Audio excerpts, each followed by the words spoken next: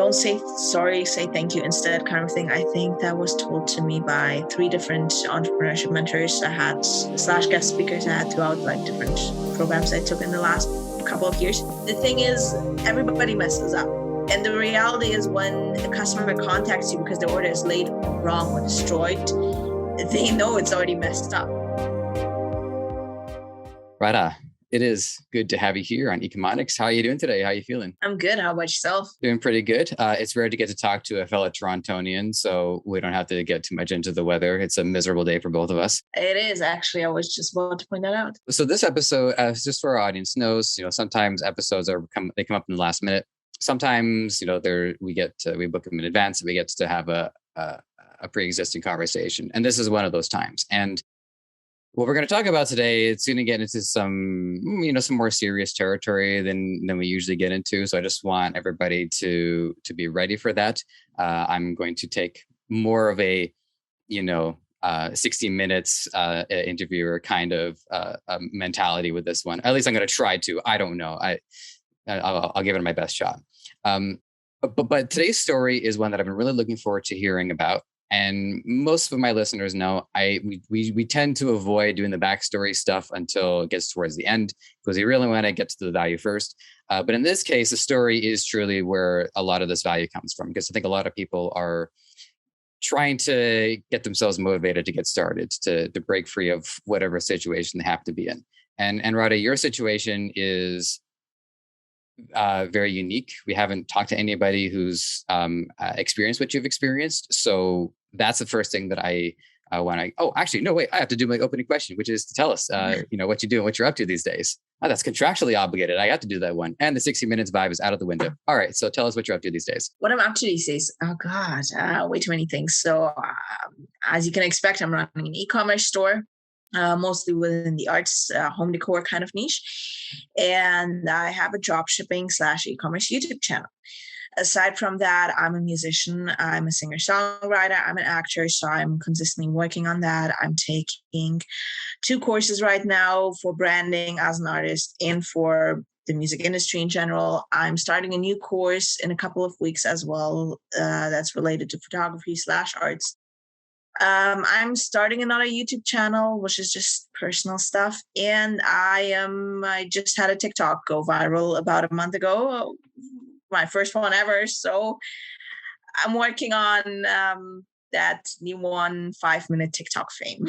Yeah, I definitely had a TikTok question prepared for you. And as well, I also wanted to also make sure that we touch on, I guess, the balancing act that you're going with as well, managing the e-commerce business as well as pursuing your career. So a couple of things, a couple of pins in there that we'll unpin later. But if anybody happens to have already looked at your YouTube, they would see on the marquee that you say it was homeless to 6 figures. So. Mm-hmm. At this point now, the audience understands why today's story is unlike any other that we've had. So I'm not really sure what's the way to start. What's the question that I want to ask necessarily? It's really just a matter of take it away and let us know how you got to where you are these days. So I guess I'll just start kind of towards the beginning of my story. I was born in a small republic called Ingushetia. No one knows what the hell that is, so do not fret. It's basically if you zoom into the Caucasus Mountains and you keep zooming 10 times more, it looks like a teeny tiny shrimp on the map. I did grow up in Germany, however. I moved there when I was 2 years old. And my whole life, I lived with in a dysfunctional home. I had very abusive parents. I was never allowed to do anything. And oftentimes I would get the excuse that I'm either Muslim or that I'm Ingushetian. But the reality was my parents never told me what Ingushetia was. I never knew what it was, where it was, all that stuff. And so I never fit into Germany nor into Ingushetia. Fast forward a little bit. A couple of years later, I was suddenly forced to cut off contact with my older siblings. And we moved to Canada to completely lose half of the family in a way. Didn't know exactly what was going on. I was pretty young. I was 14 around that time. And when we first came to Canada, I started really getting very depressed, very suicidal, had severe social anxieties my whole life, which was the reason why I never really had friends. And I started having eating disorders around that time as well, because once we came to Canada, my parents were just fighting a lot with each other, fighting with me. I wasn't able to have my older siblings around me who were my support systems. And yeah, I became lucky that we ended up moving to Toronto 2 years later. Because for me, I always thought about running away when I was younger. But I just knew when we first came to Canada, we lived in a very small village. There was no option to run away in that case. So once we came to Toronto, I ended up running away about a year or so later from home. Decided to go back because at that point my parents had already divorced. So I decided to go back home because my mom said she would change and life is going to be better and all that stuff. Didn't really change. 2 weeks later, she was back, if not worse. And I ran away again for the second time, about 6 months later. That time, I had pending university applications, and I only had 3 months left to graduate. And when I suddenly saw myself forced to move into a shelter, trying to manage 2 part-time jobs so I can sustain myself. And I started volunteering and doing extracurriculars, like 3 per week, because for the first time in my life, I was allowed to do something that I was never allowed to do before. Started doing all of that. And surprisingly, I ended up raising my average, as a matter of fact. And I got accepted into my first choice of university after that. And so I came to a point where I realized that life is all about choices. We all have choices. And if you remember that and you really put an effort into your choices, you can get whatever you want. So I attended university, but I was still pretty lost because my whole life, I didn't know what I was good at. I didn't know what I wanted to do because I was never allowed to do anything outside of going to school and buying groceries. I ended up deciding to pursue entrepreneurship at my university because I thought to myself, well, I kind of want to see the world since I never got a chance to see anything. If I become a business owner, I just start a business, it's going to run itself, I'll have money and I'll travel all over the world, as if it was really that easy. Decided to pursue entrepreneurship. And then I kind of just realized I had a strong passion for it. Like it just made sense with my personality and everything else I was doing. I always knew that I liked the arts and the entertainment industry, but I felt like I wanted a bit more than just being an artist.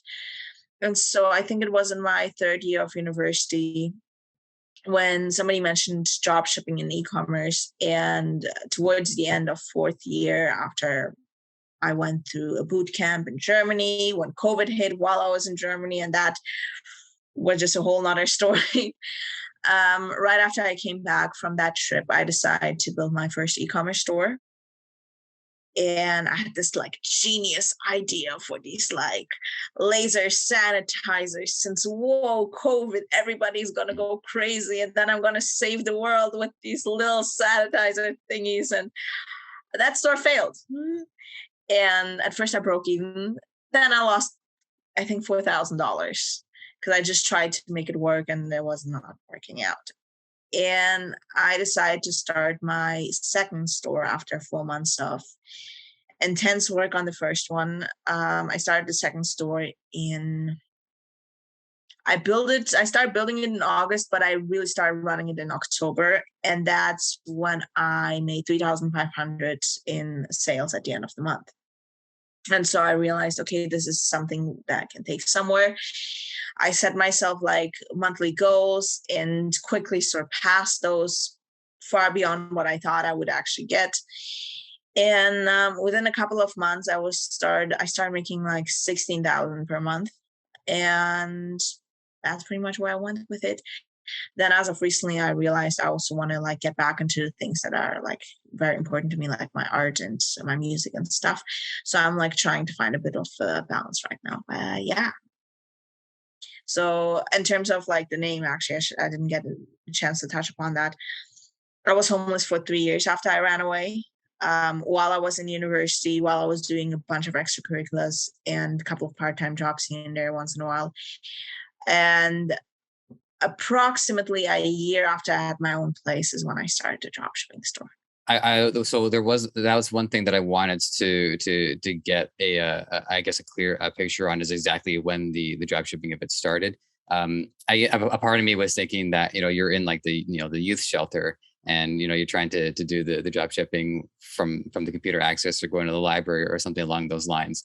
But nonetheless, what you were able to do was build up enough independence for yourself that you would have the means to get into entrepreneurship, which is in of itself exceedingly impressive. And I think because entrepreneurship incurs risk. It's chasing self freedom and self guidance and self systemization. And in order to do that, ironically, in order to have your own system, your own structure, it entails risk.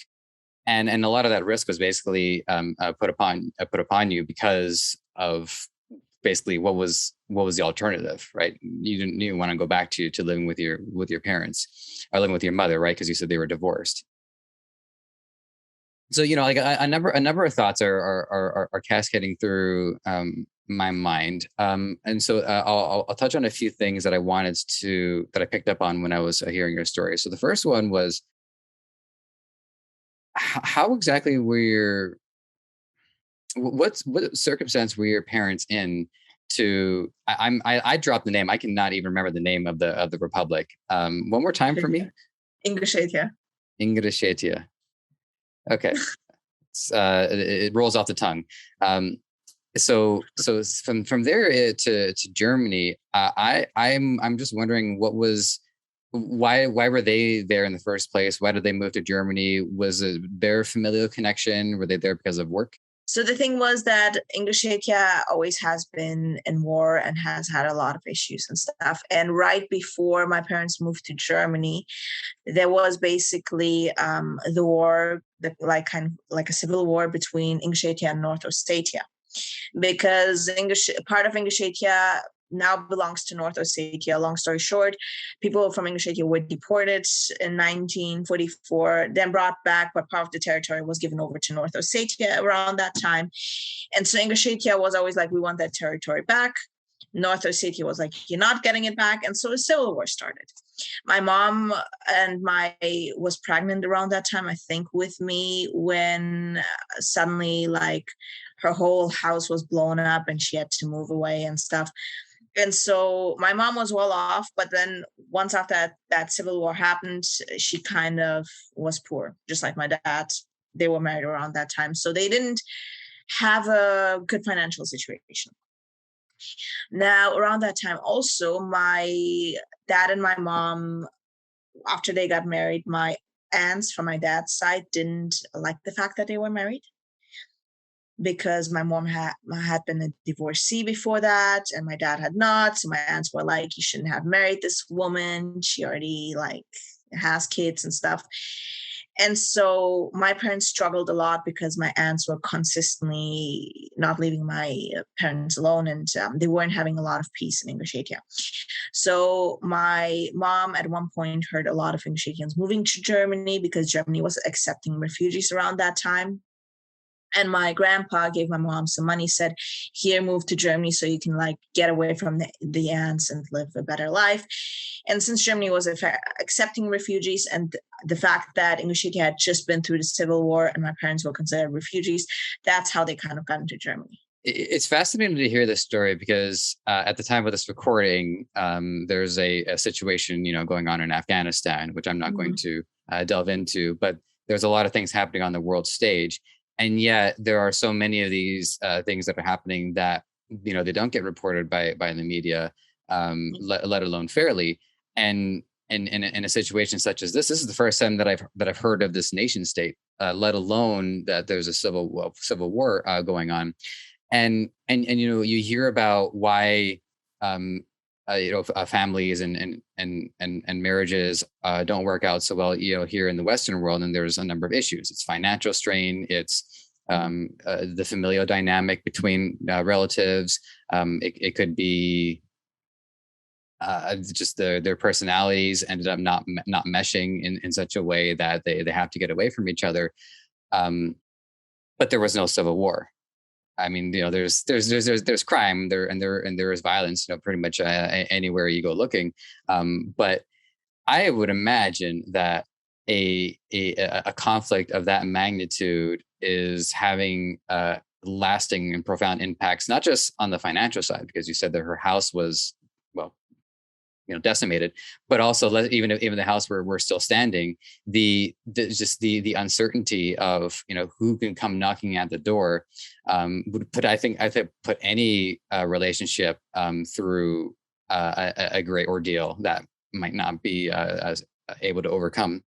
Then the other part of it that I also wanted to just touch on as well is, how were you then able to get from Germany over to Toronto? Was it also a familial support? Well, that's an interesting story because my parents or my mom specifically, started watching a show called Goodbye Germany, which is basically Germans immigrating outside of Germany, like going to different places.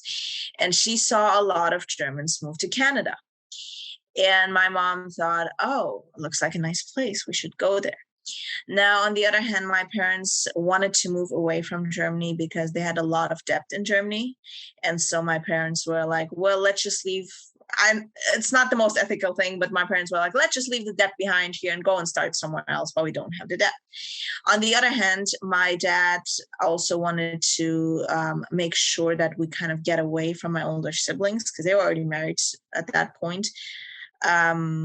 As in they got married off. And then my dad was like, I kind of like just want to like cut the family off in a way. And so for him, it was a way to get us away from my older siblings. And so my parents looked into it and they found a company that basically helped people from Germany immigrate to Canada by like paying them some money. And then they do like some sort of sponsorship for your family and stuff. My parents ended up saving some money. Don't ask me how. I have no idea. That's still a mystery to me because they're not good at that stuff. All right. I'll just cross that one off my list. Yeah. So they ended up saving the money, paid that to the company, and they helped us immigrate over. And that's how we got here. Just to look at the positive side of this as well. It is at the same time not really knowing about all the conflicts going on. The other side of it is also not knowing the lengths that human beings are willing to go to aid one another. Being able to make your way into Germany, then again being able to make your way over into Canada, and then again you see it was a small town or village to Toronto. So with all of that, the next thing that I'm wondering about was, what was the experience like in the shelter, and like privacy, accessibility, was there curfews? There's a lot of this that I just don't know about. For me personally, the time I had at the shelter was one of the best I had in a way, because fun fact, I felt like I finally had a home. I would come home, I would come back to the shelter, I guess, and I could just walk into the office where there was some staff members sitting at all times and just tell them about my day. I could just be like, hey, I got an A+ on this test, or I got my orange belt in karate or something like that, right? And they would just be genuinely happy and proud for me. I remember when I started getting university acceptance letters while I was at the shelter, they received the mail. So they came up and gave it to me, right? And they knew it was a university because they saw it on the envelope. And they were just standing there like, open it. And I'm like, okay. And I'm just like opening it. I'm like, I got accepted. And they just like jumped like crazy and hugged me. And then I'm like, I also got a scholarship, and they jumped again. So that was different than being at home, where I could be getting A's all the time and my mom wouldn't even know. She would just yell at me, tell me I'm stupid, all of that stuff. In terms of privacy, it kind of depends, because in the first shelter I lived in, I shared a room with a roommate. Later on, they added more beds to that room, apparently, after I left. So you oftentimes don't get your own room. You get to share it with one person at least. And then 6 months later, I moved into what's called a transitional home, which is basically supposed to be a step between a shelter and the regular home, they say, where you do get your own room, but oftentimes you have to share bathrooms, kitchens, living rooms. And how it works is that some of them charge you like a very, very low cost rent. Others, like the ones that I stayed in, they charge you, but they basically put that into a savings account for you. And then by the time you leave, they give you all the money back. So it's kind of not necessarily rent. It's supposed to encourage you to save money in a way, so that when you move out, you have something for like first and last month rent and stuff like that. That said, though, even though they kind of charge you to save the money, they don't always, like, if you don't want to do it, or if you say, I don't have the money to save up, they don't even charge you. You just get to live there for free in a way. So it's not like a hard, you need to save thing. They really try to push you to, but it's like, you don't necessarily have to.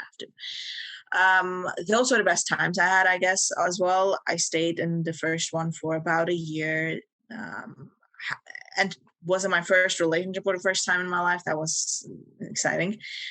And just could live like a normal life. I could just go to university when I want to go, to come home, study when I want to do that, go outside to the store if I want to do that. Of course, there were curfews, but curfews were like, the first one had a curfew, I think, of 1 a.m., the shelter. And then transitional home had a broader curfew that was like 4 a.m. So you had to be back by 4. And if you like and if you're late, you just call in, then it's fine. You could also get like overnights, usually like 4 to 8 per month.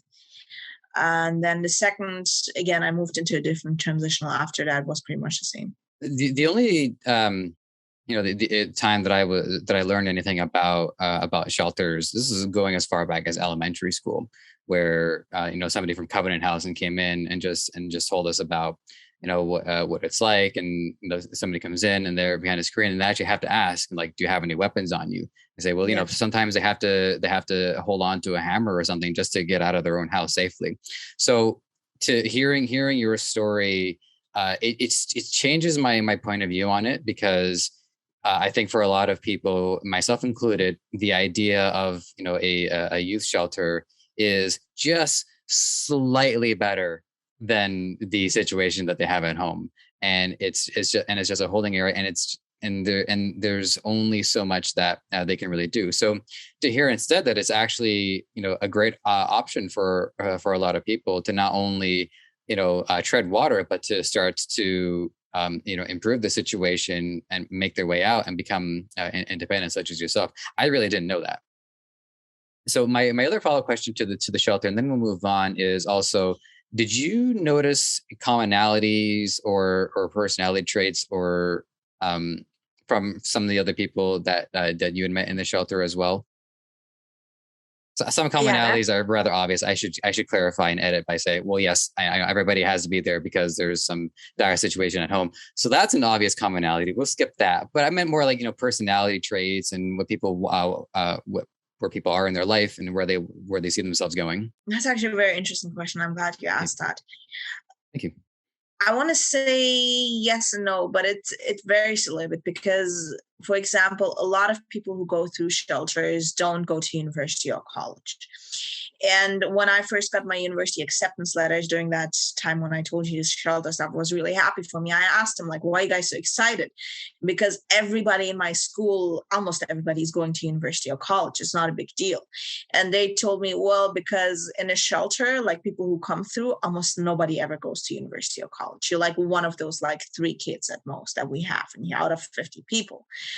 And a lot of the reasons for that is because when you're going through a dire situation at home, your marks tend to not be great in high school. So a lot of people who come through shelters barely finish high school because of those reasons. And a lot of people do tend to have mental health problems more so than your average 12th grader, because of everything that's going on. So that difference, I did notice that I did find a lot more people had mental health issues than I did too. But for me, it was like I already kind of had started dealing with my own mental health by the time I was getting into a shelter. And then the other thing for me was the fact that I never really had friends all my life, really made focusing on school super easy for me. It just came naturally to me in a way. And I guess that also helped me then to like pursue university and stuff like that. That was one difference I noticed.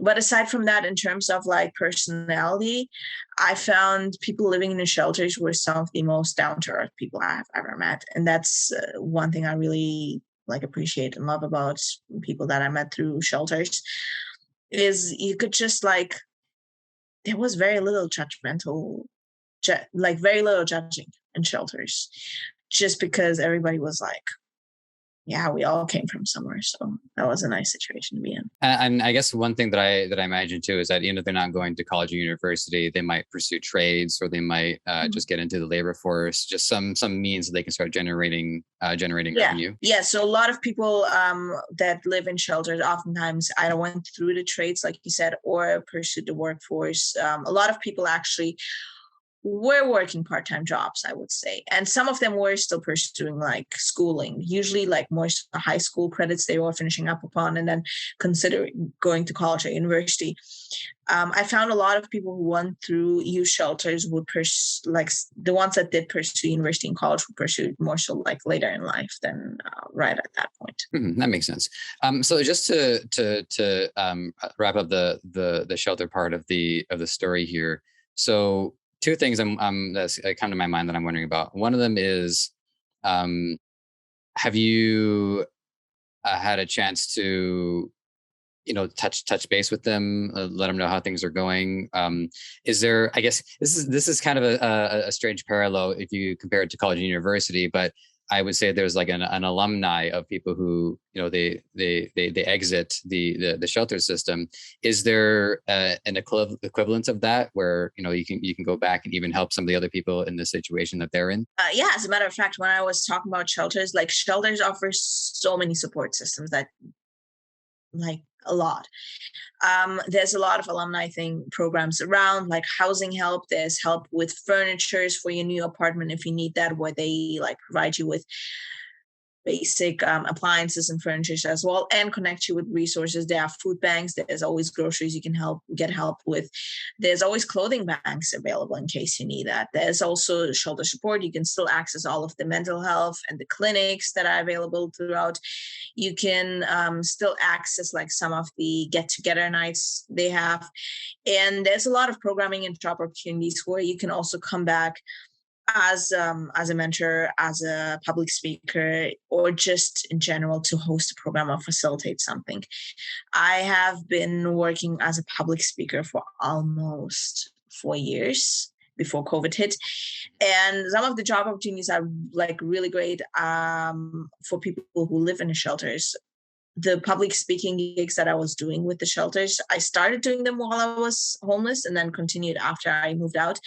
Were basically paying me $75 for speaking for 4 minutes. So the thing is that the opportunities that the shelters do provide you with as well, and we try to make sure that you are getting paid like a professional rather than a homeless person. Because when I asked them, like, why is it so much? They were like, well, that's how much public speakers get paid. And we will pay you like a public speaker, not like a homeless person that's trying to scrape by in a way. So there's always connections and ways to get back involved and to connect. And to still have a relationship with the people you met there. It's important for institutions to help, I guess, set the bar for professional rates in specific. Because I mean, me as a freelancer, it took me quite a while before I was charging professional rates, and the exposure was nice, but the exposure didn't afford me much. So what was the name of the shelter? And if people are, I know it's a local thing, but if people ever want to show their support for it, I'm keen to know what was the name and like what was yours in specific, but also generally speaking, what people could do if they want to even lend some of their own aid. Yeah. So the first shelter I stayed at was Horizons for Youth, which I do encourage people if they want to donate specifically to this one, because they are more likely to need it than the other two that I'll mention. The second one I stayed at was the transitional home at Covenant House called Rites of Passage. And the third one I stayed at was Eva's Phoenix Transitional Home. If people want to support shelters, I think the best way you can support shelters is support the ones that don't have a big name, because a lot of people oftentimes want to support the bigger organizations because they're better known, I guess. The reality, however, is those are not the ones that need the most aid. The ones that need the most aid are the ones that are unknown and smaller. In terms of if you want to donate things, ask yourself really if this is something that gets donated, like if this is something that's like very common, and if this is something that you would want to receive as well at the position you're in right now. Because the type of donations I see people make is either something like soaps, toothbrushes, toothpaste, because they're like, everybody needs that, which is true. But because of that reason, everybody donates the same thing. And shelters have like rooms filled with soaps, rooms filled with toothpastes. When it's probably better if you donated something that nobody thinks about, like wet wipes. So many people can make use of those, but no one thinks about that because people think that's not a necessity. But the reality is that soaps and toothbrushes, shelters have way too much of that. And people who live in shelters who need wet wipes, well, guess what? They'll have to go out and buy those at that point now. The other thing that I see people donate stuff that they would not use themselves anymore because they think somebody poor, somebody in shelter will still make use of it. Like a really, really old pair of jeans that's been worn out because they're like, it's still clothing, better than throwing it away. But the reality is, if you don't want to wear it, most likely somebody in the shelter doesn't want to wear it either. So if you donate something, really ask yourself, is this something I would want to use myself before just giving it away? Otherwise, just throw it out. Recycle it. Right. I appreciate that. And after my girlfriend's mother bought us some wet wipes, I am purely in the camp of yes, those are definitely essential. And also, it's funny because like I do have like a number of shirts that have holes in them. I have like two drawers. One is like, okay, these are the ones that I can use for recordings because there's no holes around the neck, and these are the ones that I cannot. And I was actually just like, oh, damn it, these got a hole. Oh, damn it, these got a hole. I still use all of them. But anyways, so I want to move on next to the e-commerce part of this. So you mentioned that, there was two stores. One went well, one not so much.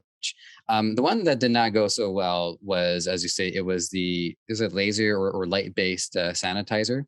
And it seems, and I can see exactly what the logic was. It's like, okay, this is the time. This is, the supply is there. The demand is there.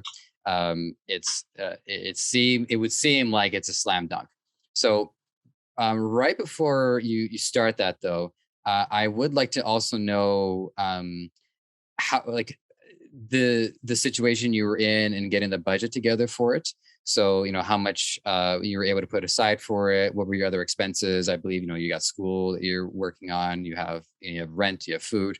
So how were you able to put together the time and the money to pursue it? So this was right after I went to Germany for a boot camp with my university, where they accepted 12 people, took us to Germany. It was like an entrepreneurship boot camp. While I was there, somebody mentioned like, this was the time where like we were literally like in Germany and they were just announcing in Canada, all flights are getting canceled because COVID is exploding. Borders are closing this Sunday, and we were supposed to return on Saturday. So I literally came back the day before borders closed. And somebody mentioned something about COVID subscription boxes, like emergency subscription boxes. And one of my professors was like, oh, that's actually a good idea. And I thought that was a genius idea. That's why I decided to go with the sanitizing laser lights, because I was like, it seemed like a genius idea right now. And in terms of the money, the thing was I always had a good chunk of money saved, like over the years since I was homeless, kind of mostly from scholarships. And then also like I said, the public speaking a little bit, couple of programs, couple of gigs that I did here and there. And I would just always save the money instead of spending it because I knew it would probably come useful for a business. So that's where I got the money from. And I think when I was starting out, I spent around, I want to say in the first month or so, about $1,000, maybe a little less, like somewhere between 500 and 1,000 from those savings. And I kind of broke even with that. So I didn't lose that money. And then I decided to run more ads. I used more money from like the savings. And I think I lost about 4,000 around that time. That said, however, I was still getting like government like support, like the CESB, you might be familiar with. which was like a COVID relief fund for anybody who doesn't know. And so those 4,000 came out of that money pretty much. CESB, the one I'm familiar with is CERB. I'm not sure if there's a difference between those two. CESB was the one for students. Oh, for students. Okay, that makes sense. Okay, so let's switch over to the next store that you run goes significantly better. So was what would you say were some of the lessons or just really the strategic knowledge that you picked up from the previous one carries over into the next one and things start to look better? The first thing was product research. And I really realized the most important thing about running a dropshipping store is your product. Because initially I went with this product because I thought would just be the perfect product for the time right now. And I saw a couple of people doing it, but I didn't necessarily know if they were making sales from it, right? I just saw they were running a couple of ads here and there. So there was no social proof behind that first product. Whereas with my second store, my second product, or my second, like the products within the store, I made sure that I found products that had a lot of sales and a lot of reviews behind them. So I knew it was selling and that the products had social proof. And then the second thing that I picked up from the first store was product pages, how to build product pages. Because when I first built the first store, I was like, this looks kind of good enough. I would kind of like say it's okay. But then I realized, well, it can't just be okay. You have to make it look like tip top to the best of your best abilities. And so I became much, much more pickier about the product pages that I built. So I think those are the two most important things that I picked up. Let's just say, for instance, you were to fire up a new business today. I would like to hear what would be your process and how you would go through the steps as they are now. So for me, the first thing is finding the products. I would just go on different sites like Etsy, look at the reviews, look at what's the best selling product there. Same thing with Amazon. Same thing with AliExpress. For AliExpress and Alibaba, I specifically like to search for a problem. So I'll go for something like, let's say sleep apnea. And then I'll see what comes up. And then I'll try to go for help or solutions for sleeping problems and see what comes up as well. Because that way I find need products. Obviously, and before I do the product research, I would have to decide what kind of niche I want to go for. So once I kind of find several products that I like, actually I want to touch on the other research method I use is Fiverr. I kind of quickly want to throw this in there because I think this is one that people always overlook. If you look up specific Facebook ad creators, like the people that sell video ads, you can a lot of times find really good products in their reviews as well. So once I find the products, I will then go and build the store. I usually use Shopify. Recently, I'm starting to use Dr. Tech, which I can talk about a little bit more maybe later on. I built the store, make sure that the product pages are incredible. Look for competitors who are ideally selling similar products and see what they're putting their products, how they build their pages, and what kind of keywords they use to market the product. Also look at the reviews that people have left for that product and what they say about the product. If they say that this dog toy is calming their dog down, then I'll talk about exactly that in my product pages and on my store. Once the store is built, then I decide on the marketing. I either go to Facebook, and as of recently, I'm looking into TikTok and Pinterest as well. But then I just build the ads and then sell it from there. One thing that I wanted to touch on was when you had mentioned that you're typing in sleep disorders or sleep apnea. That's searching for the problem in need of solving. But how would it have occurred to you to look for that problem in particular and not anxiety or any other issues that could be? Like, how are you determining what problems to go look for? So first I picked a niche. I kind of went a little bit back and forth here, but the first thing I would do is decide on a niche that ideally I know something about and that I'm passionate about and that relates to me in a way. Because the one thing I did wrong with the first store as well was I picked something that I was not super passionate about. If you're not passionate about it, it's going to be 10 times harder to keep working on a store when it starts failing. So I kind of think to myself, okay, what are the themes, the niches that I'm interested in? What are kind of the things and problems that I personally have as well. And then I decide on the problems from there. And then I go on AliExpress and like type those in. So that's the kind of answer that I like to hear, because there's always this this clash between I guess the more the personal or the emotional side. Where does the passion come from? But then also the more calculating side, which is so what if it's your passion? You still have to sell. And it really seems like the passion side tends to win a lot of the arguments, because like you say, if you don't have that inner energy to continue working on this when it becomes a struggle, then you're not going to get far anyways, even if it does so happen to be a killer product. So it's just great to be able to reinforce that. Now, all right, Dr. Tech, this is Debutify is a Shopify template. This is Shopify country, but one of our rules in the show is that when we face conflicting information, we head right for it. So tell us about Dr. Tech. So I started working with him very recently. Basically, I did like a couple of interviews with them before I interviewed them myself. Before I started working with them. And Dr. Tech is basically a new alternative platform to Shopify.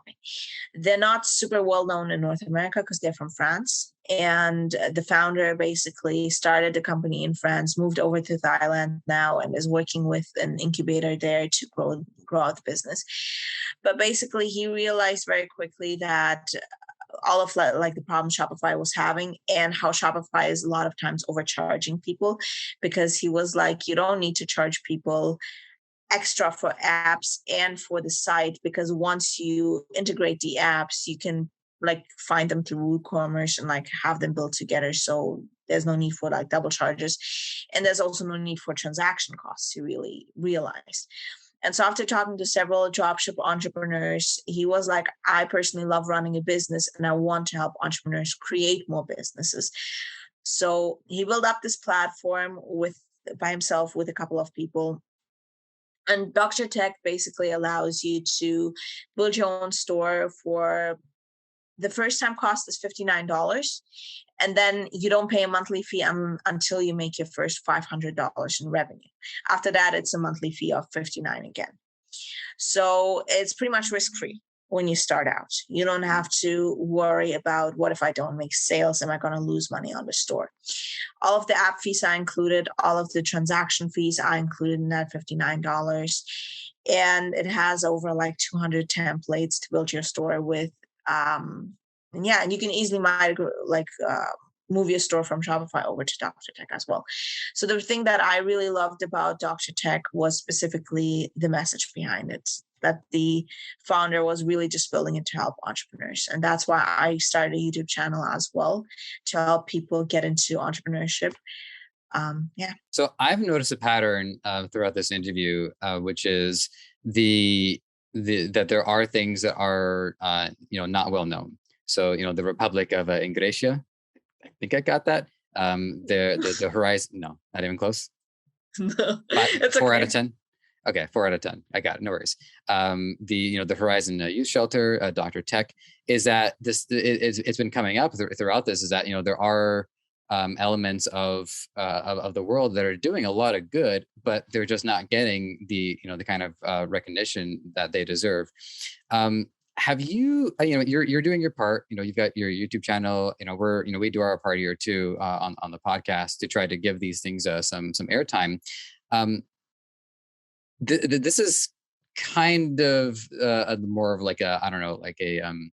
a perspective question, more really just kind of curious to get your opinion on it, is what are you finding is really limiting a lot of these, whether it's it's a nation or it's an organization or a business, is keeping these things from being more well known? Is it the marketing budget just isn't there? Is it the larger industries just tend to have so much more airtime, whether it's a large country versus a small country, large shelter versus small shelter, and so on?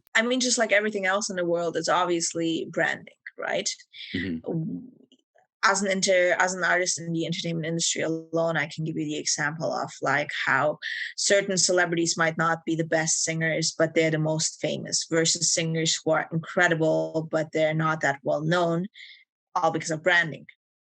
So there's that, obviously. But I also think the other part of this is that I personally tend to look for the well, in terms of English media, obviously doesn't apply, but I tend to look for the smaller resources. I oftentimes prefer working with the smaller guys because, one, they need it more and they're oftentimes more passionate about what they do. I find they're like much more effort driven in a way. And also I just find I get much more out in terms of building something and having more impact by working with the smaller guys. That said, though, yeah, going back to the branding, I think it's mostly related to branding and marketability. The bigger the reason companies get bigger is because of branding. I will share one thought of this that has crossed my mind, a number of times, not just on the show, but throughout the years, is that there is an element of a funneling effect where when you have larger brands, and one comedian I used to use, and I don't mean this in a derogatory way, but a comedian like Dane Cook was very popular, in like let's say like 2009, 2010. And what I think brands at that scale, they're good at starting to generate interest, giving people their first taste of something. And many people will stay there, but then they will filter through. Maybe they'll start to develop more nuanced tastes, and they'll listen to a more specific comedian, say like a Mitch Hedberg.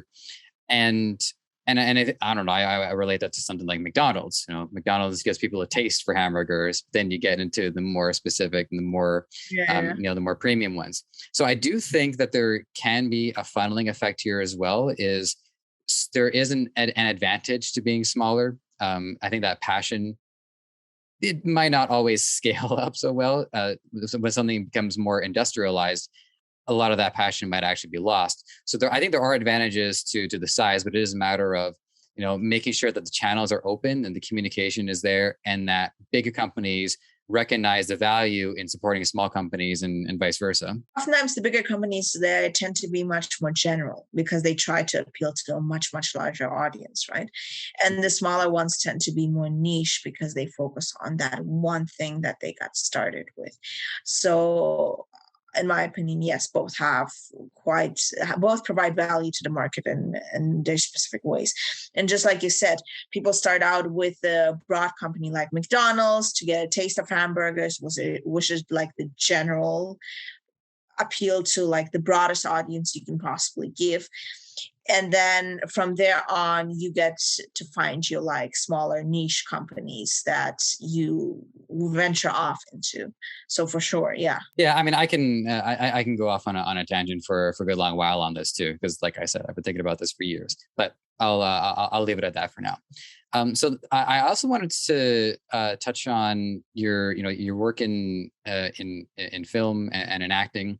I think for a lot of people, the entrepreneurship is appealing because it frees up a lot of time, gives people a chance to do as they please. Although that it could take quite a while before people get to that point.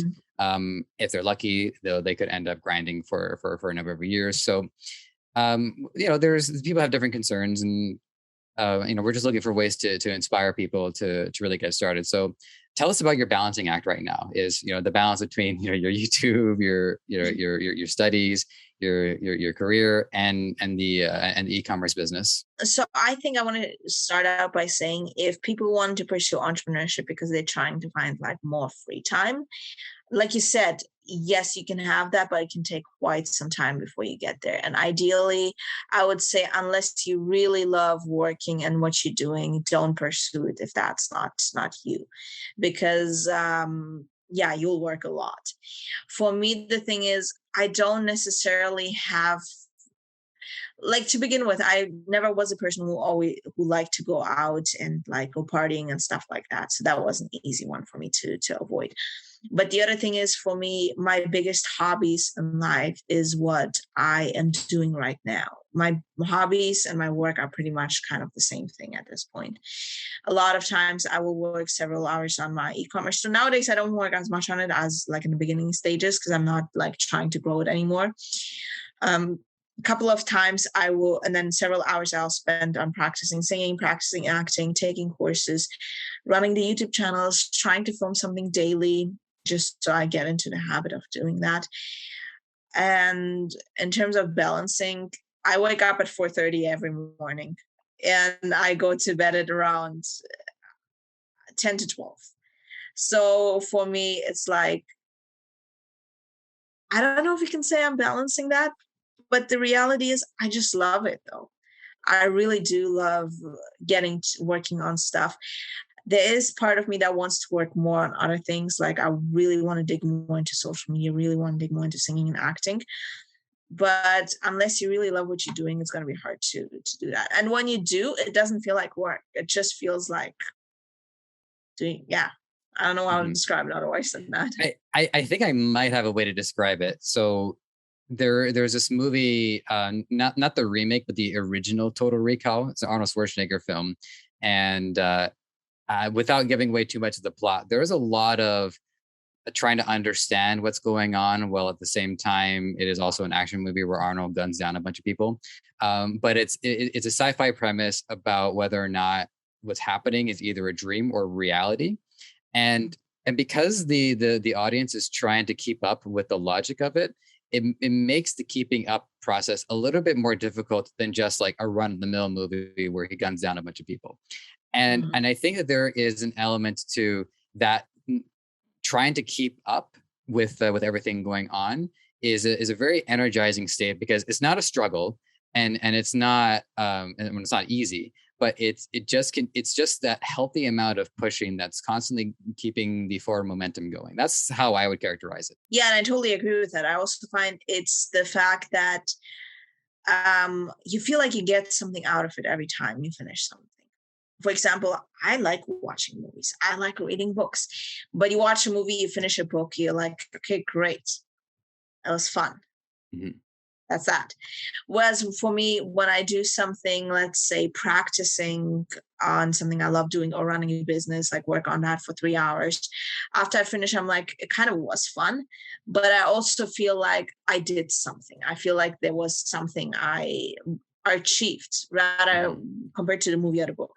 So like you said, that constant pushing, I feel like it works you towards that as well, because every time you push yourself, you feel like you took a little step, and then you push yourself further and you feel like you took another step. And so that kind of helps go along with it too. Oh, here's something I'm wondering about, because my producer, she's great at doing the initial dig and pulls up a lot of research, I found your resume, and you've done like a number of stage performances and live performances.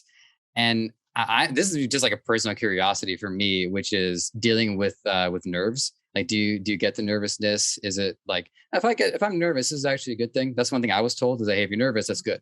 You don't want to avoid that. But I'm just curious about, from your expertise as a performer, is like dealing with it, just kind of letting it flow through. Be Zen, meditation is how you, like, your relationship with it.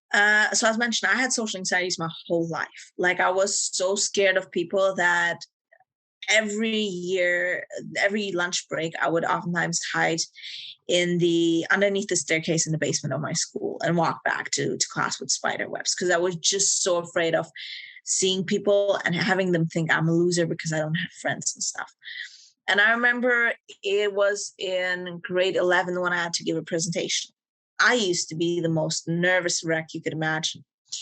And I decided to myself, I kind of knew I was a decent actor and I kind of enjoyed it at that time. I thought to myself, why don't I imagine this is an acting role? And I'm a CEO giving a presentation to my company staff. That's the role.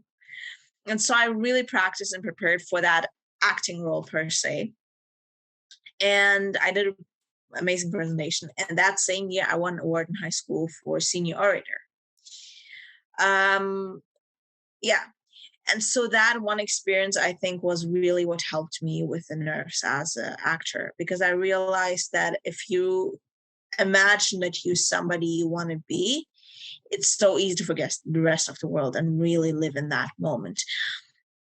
And every time when I have an acting role that comes up, I just think back to that moment of how hard it was for me to ever go and speak to people, but I still managed to get that award in high school because I did that. And that's what I think really helped me with the nerves. Now, in terms of acting, I'm so confident in terms of acting. I can just walk up anywhere and like improvise and do that stuff. In terms of singing, that's something entirely new. That's something I had a bit of past trauma and stuff with as well.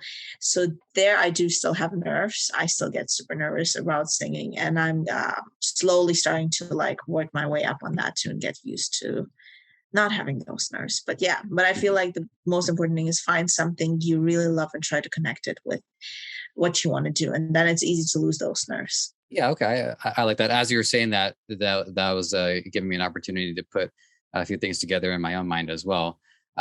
Okay, I'll let it go because this isn't about me, at least some of the time, not all the time. The other question that I had prepped for you, because we're pretty close to wrapping up here. In fact, yeah, it's like we're almost at an hour. So one of your videos, it is you talk about customer service, and I'm just going to spoil it because this was a kind of a real changing point for me, which is we were always told my previous customer service jobs, you always want to start with a sorry. And your position is it's better just sorry if it's like genuinely the company's fault, but it's better to say thank you because it's about bringing something to our attention. That was a kind of a major breakthrough for me even. But that's not the part that I'm wondering about. The part that I'm wondering about is, I guess, how you reconcile your previous experiences with the grievances that customers are bringing to you, because we don't know their story. We don't know what they've been through, but it seems that they're bringing forth what could be a trivial matter in the grand scheme of things. Like, why is this taking so long? Or this isn't quite the color scheme that I thought it was. I know, like, I don't want to, it's not really my time or place to get into it, but I've been through a litany of issues in the past too. And when I would do customer service, my cortisol levels would spike, and all of that fear of all that loss that I could experience would actually start coming up again. So I don't know if that was the best way to deal with it, but I'm really curious to hear about your, how in your mind, how you, I guess, find empathy with them, or how are you able to resolve their problems? Don't say sorry, say thank you instead, kind of thing. I think that was told to me by 3 different entrepreneurship mentors I had / guest speakers I had throughout like different programs I took in the last couple of years. And when I started my first store, the thing is I sell arts-based products, but a lot of these are gifts that people get that oftentimes are connected with something like somebody's birthday, or they're getting it for an anniversary, or they're getting it as a gift because their father passed away, and it's like kind of a memory kind of keepsake. And so I've had some of the most interesting stories with my own store where customers were like, I just proposed to my girlfriend and this is for her. Please make sure it's amazing. Why is it late? Or other people who were like, my dad just passed away and I'm getting these as a keepsake for the whole family, kind of thing. So I had like a lot of very emotional stories connected to one specific product of my store because it was that type of product. And I found the thing is everybody messes up.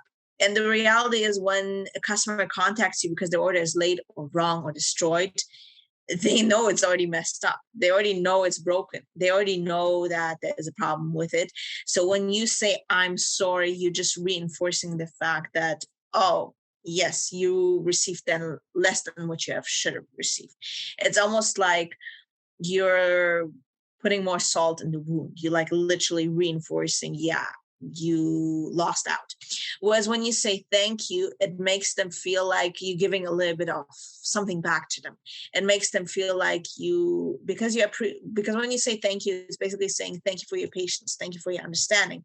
So it makes them feel like you realize how hard they're actually working to deal with this problem in a way. So a lot of times I have found if you say thank you instead of sorry, but also make sure that you provide the best value and the best advice and help you can do. It takes you much further than when you say sorry. A lot of customers came to me being super upset because they received the wrong product or something happened, or it's late. And I would just tell them, listen, so this happened. We understand and we thank you. And thank you for bringing this to our attention. This is what I can do for you. These are the different options you have. Let us know what you want us to do, and we'll get started on that right away. And once again, thank you for all that patience and thank you for your understanding. We'll do our best to work with you to get this resolved.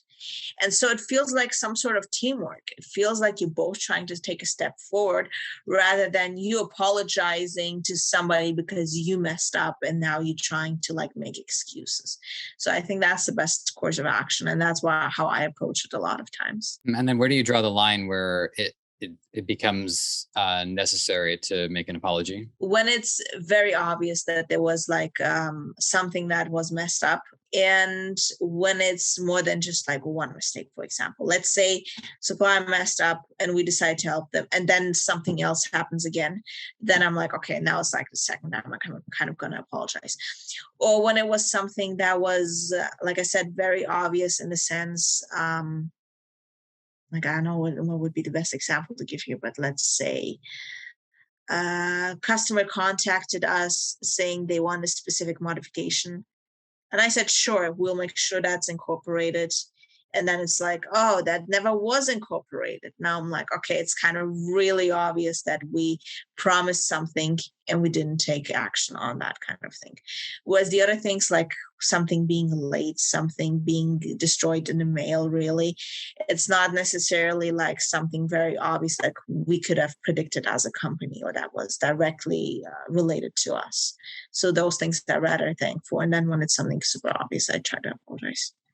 I don't know if that made sense, but I hope I got the point across. No, well, I mean, the big picture is crystal clear. I mean, I think there is always an element of case by case basis to it as well. Yeah. But what I appreciate the most out of it is that sorry is not the go-to reaction. They should be, an apology should be more precious than that.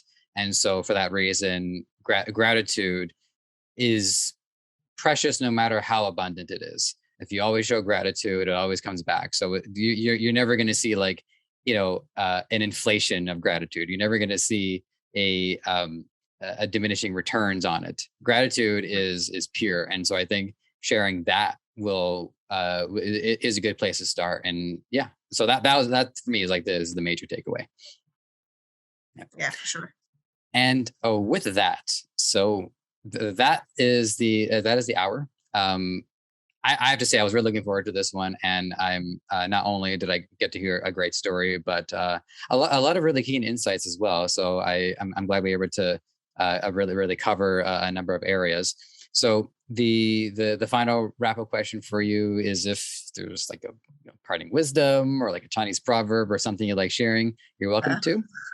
I mean, I do see one in the back there, which is don't look back because you're not going that way. So that's not a bad one, something along those lines. And then let the audience know how they can discover you online. Oh, we've got to talk about the TikTok. Did you want to talk about the TikTok before we go? You want to talk about what happened? Yeah, okay, let's do that, and then we'll wrap up. So, I started e-commerce in October, as mentioned. I started YouTube in March for the dropshipping store. My initial goal was to start e-commerce, have some side income, then start the dropshipping channel to help people with business, grow that, start my personal one, tell people to move over there too, and then put out my music and my acting and get noticed in the industry for that. And I realized that's a little bit of a back and forth. Like I should just start doing everything I want to do right away instead of like trying to take it step by step. So I started YouTube and I posted 1 or 2 TikToks before just to figure out how the app works. Didn't really do much there. And then one day I just decided to start a brand new TikTok account, nothing on it. And I saw somebody do a little bit of a trend, which was basically a prank called the Rickroll. Mm-hmm. You tell people, oh my gosh, don't listen to this sound. It's like something, like you make it look like it's a different sound. But when they actually go and listen to it, it's Rick Astley is never going to give you up. If they listen to the sound, you pranked them successfully. So since I was an actor, I thought I can do a much better job on this prank, and I started crying. And like, it was basically the first TikTok I ever posted on that account, and that was a month ago on July 3rd, and that went viral for some reason. It's at 9 million views at this point. The account gained like almost 30,000 followers in 1 month. And I'm excited because I really want to use that TikTok to put out my songs and my acting. So I feel like it kind of gave me that option now. So far, I've just been posting really stupid, funny skits and stuff like that, a couple of trends. But yeah, and that's where it's at. I don't know what else to say there because I'm still shocked that it's there. People calling me famous in the comments, and I'm like, who is famous? Well, yeah. The things that platform is capable of, it's I have a hard time sleeping with that knowledge. Okay, all right. Now we're done. Again, thank you for your time today. I was really happy to meet you and have this conversation. So, getting back to that question, let us know where they can discover you online, and feel free to throw one more nugget of wisdom into the pot if you like.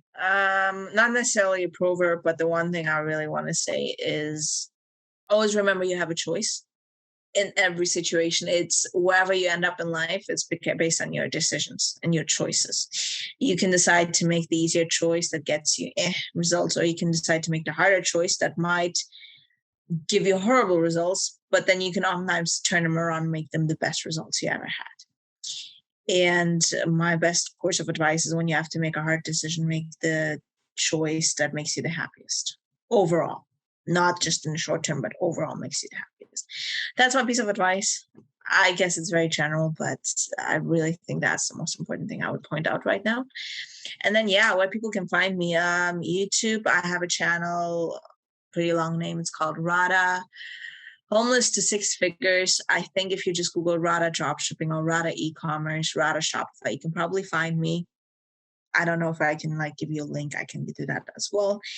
Otherwise, I am just starting with a new vlogging kind of channel on YouTube that's just called Radha, but I'll probably link that to my business channel at some point as well.